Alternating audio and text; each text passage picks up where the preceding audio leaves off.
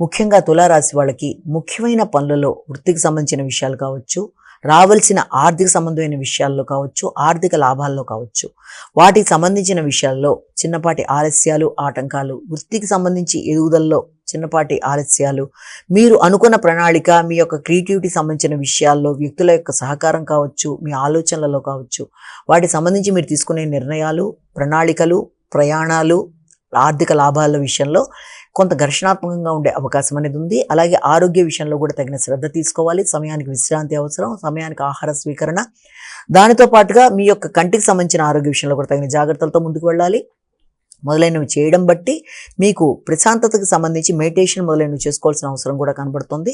కాబట్టి వ్యక్తిగత ఆరోగ్యానికి ముందు ఎక్కువ స్థాయిలో సమయాన్ని కేటాయించుకుంటూ తద్వారా వృత్తికి సంబంధించిన విషయాల మీద దృష్టి కేటాయిస్తూ ముందుకు వెళ్ళినట్లయితే ప్రశాంతంగా పనులు సాధించుకోవడానికి అనుకూలంగా ఉండే అవకాశం కనబడుతుంది. వృత్తికి సంబంధించిన విషయాల్లో మాత్రం కొంత ఘర్షణలకి అవకాశం ఉంది కాబట్టి ఘర్షణలకి తావివ్వకుండా ప్రశాంతమైన నిర్ణయాలకి అవకాశం ఇవ్వాలి.